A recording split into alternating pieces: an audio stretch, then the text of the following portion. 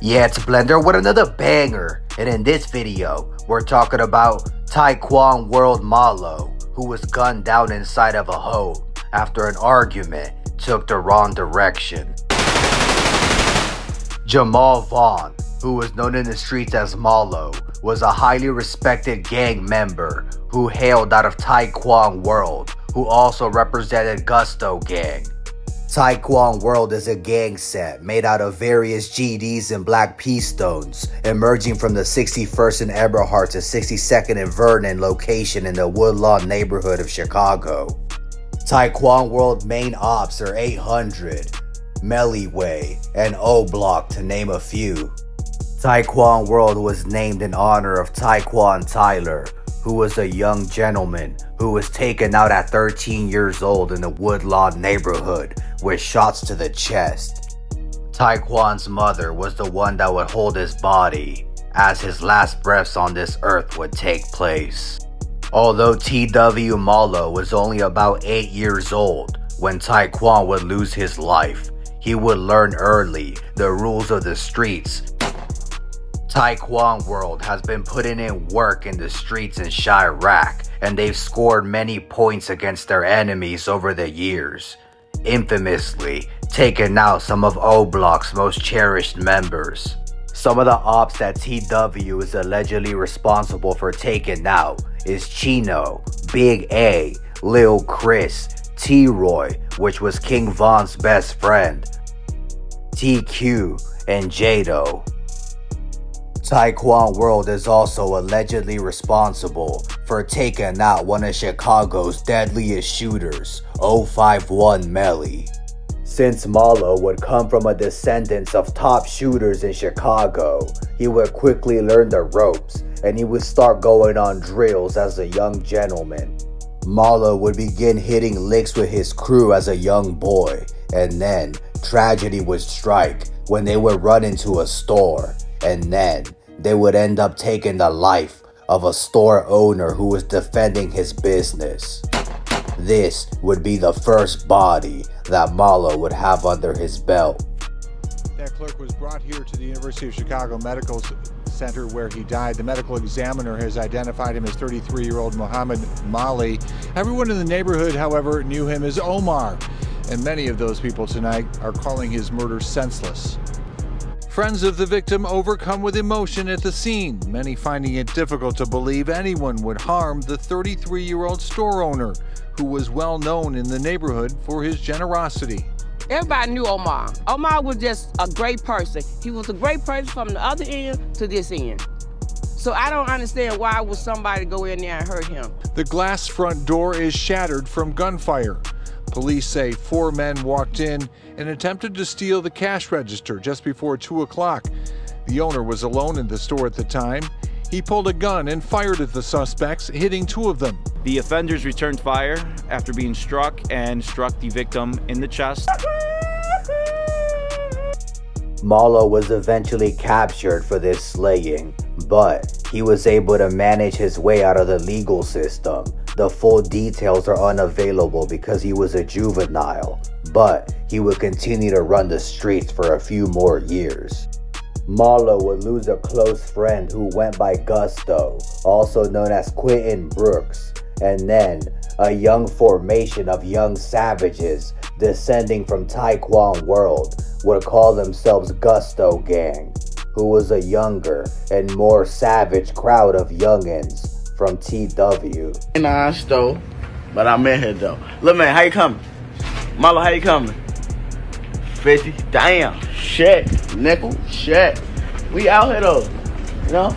Just having fun. Just having fun. You know that. Ain't no headshot. Nobody.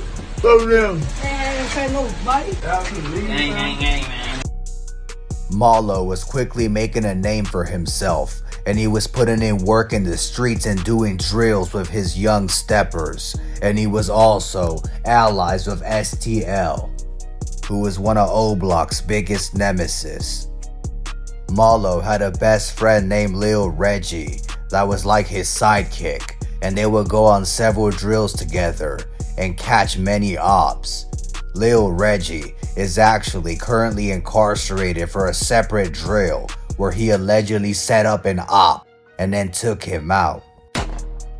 Malo would lose his best friend to the legal system, but he was still running wild in these streets, and he would love to taunt his enemies on Instagram. Super dry.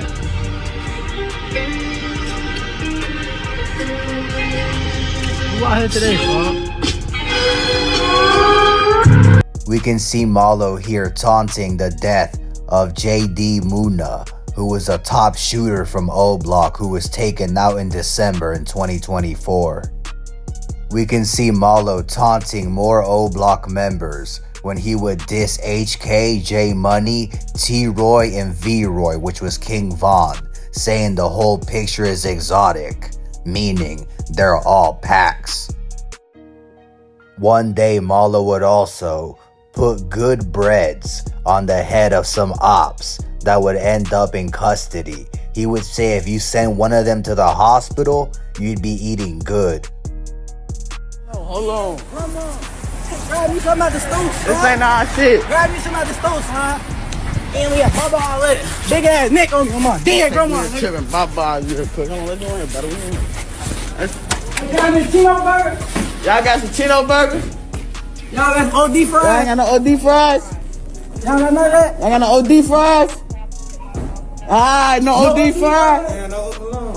No O fries? I ain't got no O fries. Oh, tell you, I'm out here. Hold on. I ain't got no O fries over here.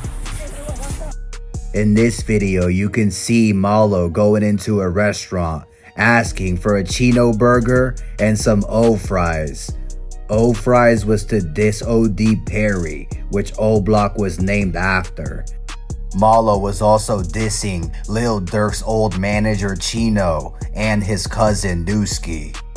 Malo was quickly becoming one of the most notorious savages out of Tyquan World and Gusto gang, and then he would meet his tragic end inside of a home on February 2nd, where he would get into an argument with another gentleman, which would result in gunfire. Malo was inside of a home on the 10600 block of South Walden Parkway, which is one of the nicer parts of Chicago, and he was far away from his neighborhood. He would end up losing his life at 20 years old when he was hit multiple times. Malo did not even make it to legal drinking age, as he would live a fast but short life. Many in his inner circle would pay tribute to him, and we can expect retaliation when more details come to light on who was allegedly responsible for ending his short life. We can see a fellow associate say that people be quick to claim anything on Tay ain't no ops did ish to folks, meaning that they're implying that it was not an op that took out Malo.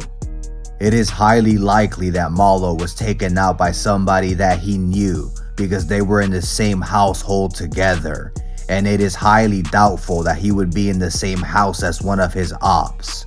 In the streets, no matter what the circumstance is behind the death of a fallen soldier, retaliation and get back is mandatory.